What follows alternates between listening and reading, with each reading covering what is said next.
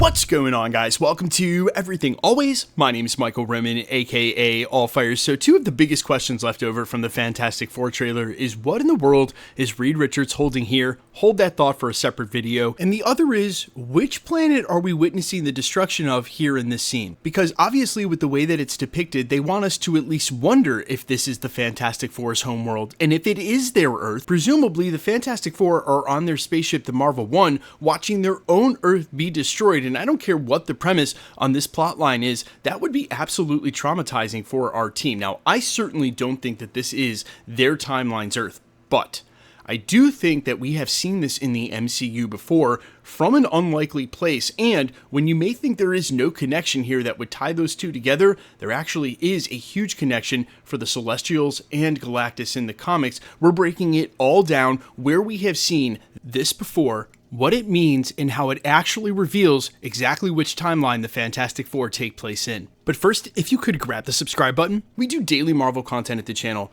That's all we do. If you're into that kind of thing, hit the subscribe button, leave a comment down below. That will automatically enter you for our ongoing PS5 giveaways. If you want, you stick around to the end of the video. We get into all the giveaway stuff again there. Now, before you start calling this a reach, even though this is actual footage of me cooking up this theory last night, I'm only strictly basing this on actual frames we've seen in the Marvel Cinematic Universe and comic book canon.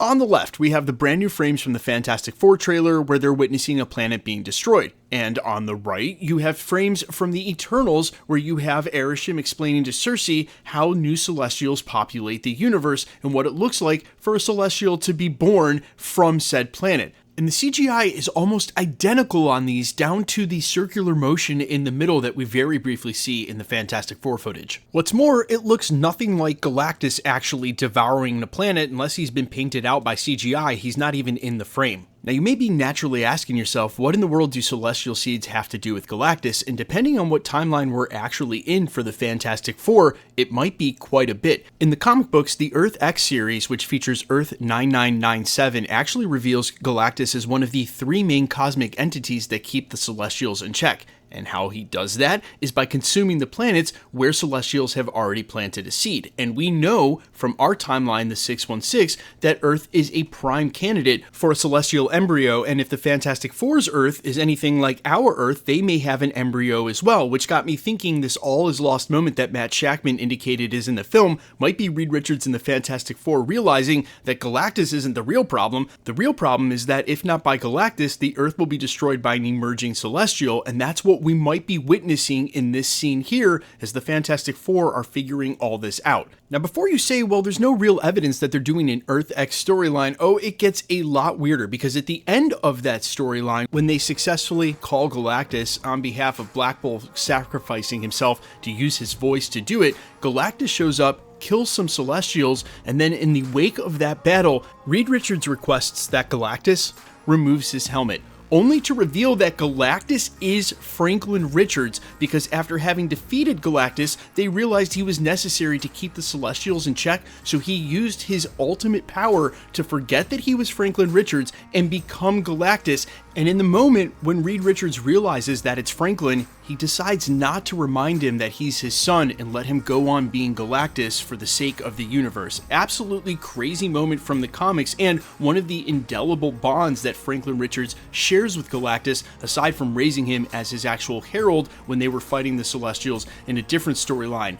This is why Galactus may be so interested in finding Franklin Richards, because he might actually be Franklin Richards, and if they're going down this path, I can't wait for this moment in the movie. Now, you may also be saying, like I said at the beginning, right after the prologue of this whole rant, this is such a reach, Mike, what are you even talking about?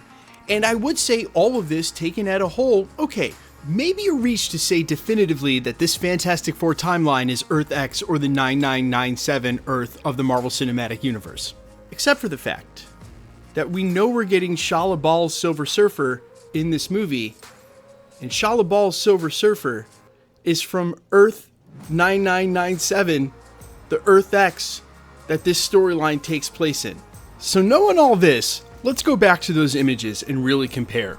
I think it may be revealed during this film and drawing directly from this Earth X storyline that Galactus' main point of power and balance in the universe is really helping keep the Celestials in check, which all of a sudden would re-highlight the importance of the Eternals film in the MCU canon, because we sort of assume that in some way, incursion or not, the Fantastic Four's timeline is going to cross over with the 616 by the end of this film in order to set up Doomsday. Could be that Galactus ends up coming with them. Putting Galactus in our universe would allow him down the line to end up protecting us and helping us against the Celestials when Arishem ever returns to judge the Earth, as was left off as a cliffhanger in Eternals 2. And of course, the top brass at Marvel Studios has said that right now there are no plans to develop an Eternals 2, but we've also heard this one little important tidbit that Galactus, like America Chavez, and revealed during Doctor Strange the Multiverse of Madness, might be a one-of-one in the multiverse. So taking him from this current Earth X timeline of 9997 and putting him in the 616 would give us the utility and access to him later,